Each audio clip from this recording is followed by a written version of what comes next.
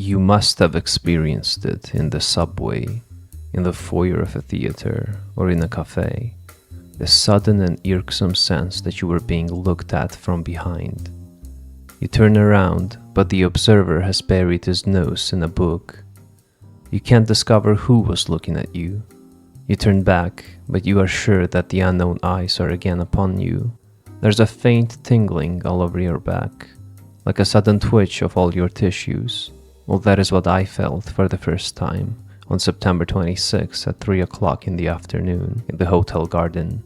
No one was there, not a single soul, but the look was there. Since then, I have been continually under observation. What anguish to discover that look, from which I can't escape, but what a relief as well. I know at last that I need no longer bear the responsibility of my turbid and disintegrating self. He who sees me causes me to be. I am as he sees me. This is how Jean-Paul Sartre described a phenomena that is often referred to as the gaze of the other. Sartre claims that humans are always observed by one another. This triggers an existential crisis. Prior to encountering the gaze, individuals exist as free, self-determining subjects that are immersed in their own projects. However, the moment one becomes aware of being watched, the self undergoes a radical transformation.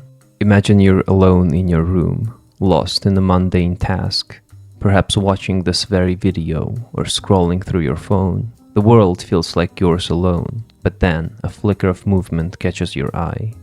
You freeze.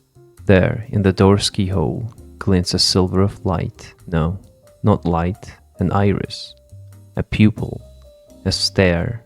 Someone is watching you right now. Your breath stops. Your skin prickles as if every pore has been invaded. The room, once a sanctuary, becomes a cage. You are no longer a person, but a specimen, pinned under a gaze that dissects your every movement, judges your every flaw. This is what Sartre calls an existential theft, also known as objectification. Before seeing the eye in the keyhole, you were a being for itself, a subject that is free to define its essence. But now you are being for others, reduced to an object to be perceived. And even if you bolt to the door and fling it right open, finding nothing but an empty hallway, the damage is already done.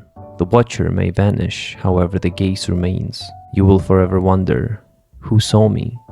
What did they see? Are they still watching? For Sartre, this objectification is inherently violent. The gaze robs the self of its subjectivity, imposing an alien identity that one cannot control. The watched individual becomes acutely conscious of their body, actions and social role, as if they imagine seeing themselves through the eyes of the other.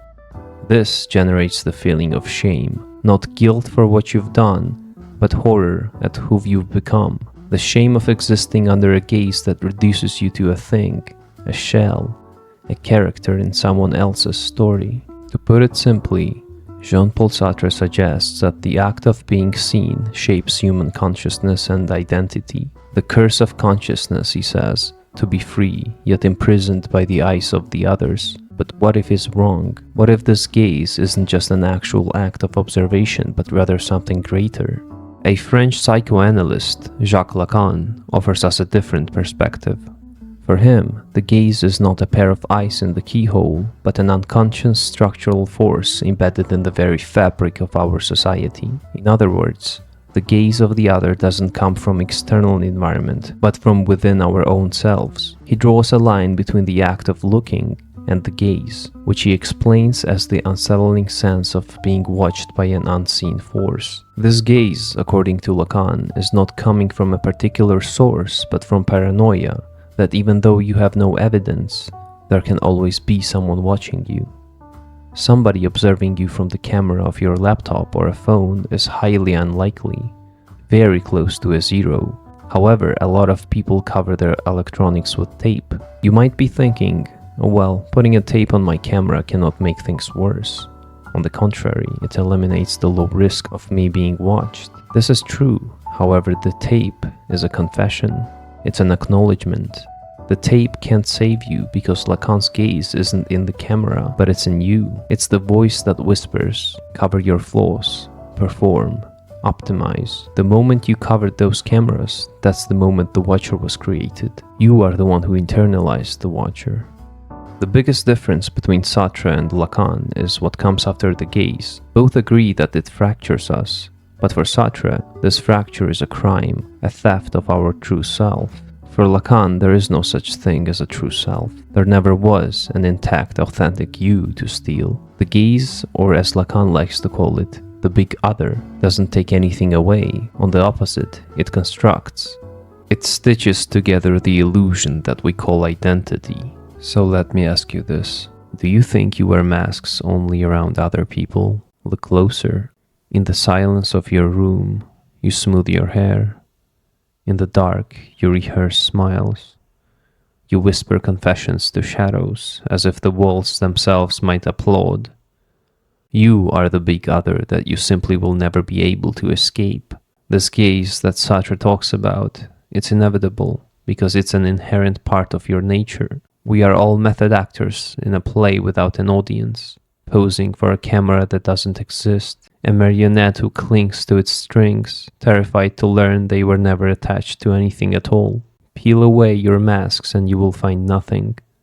No core, no self, just an endless hall of mirrors, each reflection more desperate than the last. The moment we realize our true self is just another costume is the moment we'll truly begin to live.